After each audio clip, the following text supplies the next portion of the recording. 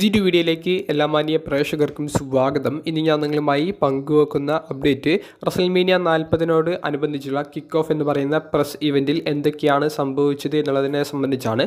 അപ്പോൾ നമുക്ക് അധികം ദീർഘിപ്പിക്കാതെ നേരെ വീഡിയോയിലോട്ട് തുടക്കാം. പ്രസ് ഇവൻറ്റ് ആരംഭിക്കുന്നത് ബിയാങ്ക ബെലേറിൻ്റെ ചെറിയൊരു സെഗ്മെൻറ്റോട് കൂടിയിട്ടാണ്. പിന്നീട് വുമൻസിൻ്റെ വേൾഡ് ചാമ്പ്യനായ റിയ റിപ്ലിയും ബെക്കി ലഞ്ചും ഫേസ് ടു ഫേസ് വരുന്ന ഒരു സെഗ്മെൻറ്റ് കാണാൻ സാധിച്ചു.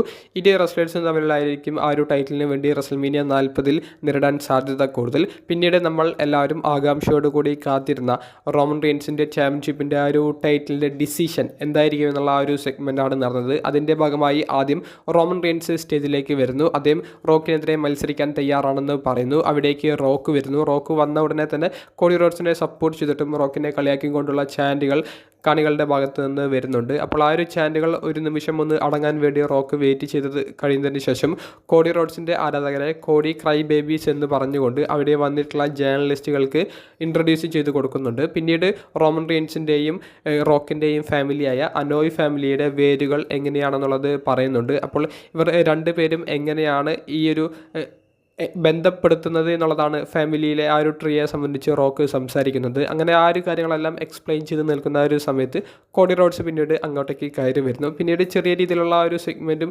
അതിനുശേഷം കോഡി റോഡ്സ് റോമൻ റെയിൻസിനെ റസൽമേനിയ 40 ചലഞ്ച് ചെയ്യാൻ പോകുന്നത് എന്നുള്ള വലിയൊരു അനൗൺസ്മെൻറ്റും അവിടെ പങ്കുവെക്കുന്നുണ്ട്. ആ ഒരു സമയത്ത് സെത്തൊക്കെ ആ ഒരു സ്റ്റേജിൽ ഉണ്ട്. അപ്പോൾ റോമൻ റെയിൻസിനെ കോഡി റോഡ്സ് ചലഞ്ച് ചെയ്യുന്നു. ആ ഒരു സമയത്ത് റോമൻ റെയിൻസ് പറയുന്നുണ്ട്, നീ എന്ത് കൊണ്ടാണ് ഇങ്ങനെയുള്ള ഒരു ഡിസിഷൻ എടുക്കുന്നത്, നീ സെക്കൻഡറി ടൈറ്റിലിന് പോയിക്കോ, സെത്തിനെതിരെ മത്സരിച്ചോ എന്നുള്ളത്, എനിക്കെതിരെ നീ വരാൻ നിൽക്കണ്ട, നമ്മൾ തമ്മിലുള്ളത് കഴിഞ്ഞ റസൽമേനിയയിൽ കഴിഞ്ഞതാണൊക്കെ കോഡിയോട് റോമൻ പറയുന്നുണ്ട്.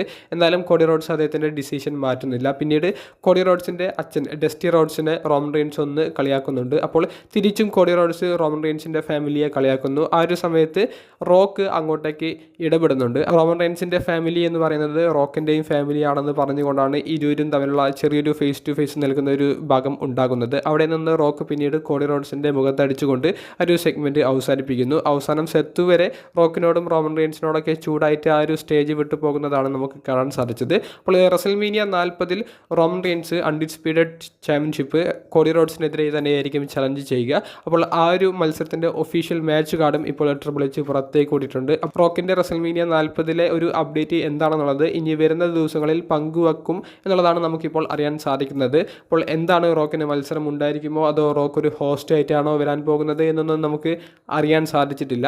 അതുപോലെ തന്നെ റോക്ക് റോമൻ റെയിൻസിന് കൈയൊക്കെ കൊടുക്കുന്നത് കാണുമ്പോൾ റോക്കും ബ്ലഡ് ലൈനിൻ്റെ ഭാഗമാകാനുള്ള സാധ്യതകൾ ഉണ്ട് എന്ന് തന്നെ പറയേണ്ടി വരും. അതുപോലെ തന്നെ റോക്കിൻ്റെ ഒരു ഹീൽ ടേൺ ആണ് നമുക്ക് അവിടെ കാണാൻ സാധിച്ചത്. റോക്ക് വേഴ്സസ് കോഡി റോഡ്സ് തമ്മിലുള്ള ഒരു മത്സരം ഭാവിയിൽ വരാനും സാധ്യതകളുണ്ട്. അപ്പോൾ ഇതൊക്കെയാണ് ഇപ്പോൾ കഴിഞ്ഞ പ്രസ് ഇവൻറ്റിൽ നടന്ന സ്റ്റോറി ലൈൻ അപ്ഡേറ്റുകൾ എന്ന് പറയുന്നത്. നിങ്ങളുടെ അഭിപ്രായങ്ങൾ കമൻറ്റ് ബോക്സിലൊന്ന് രേഖപ്പെടുത്തുക. അപ്പോൾ അടുത്തൊരു വീഡിയോയുമായി കാണുന്നത് വരെ ബൈ.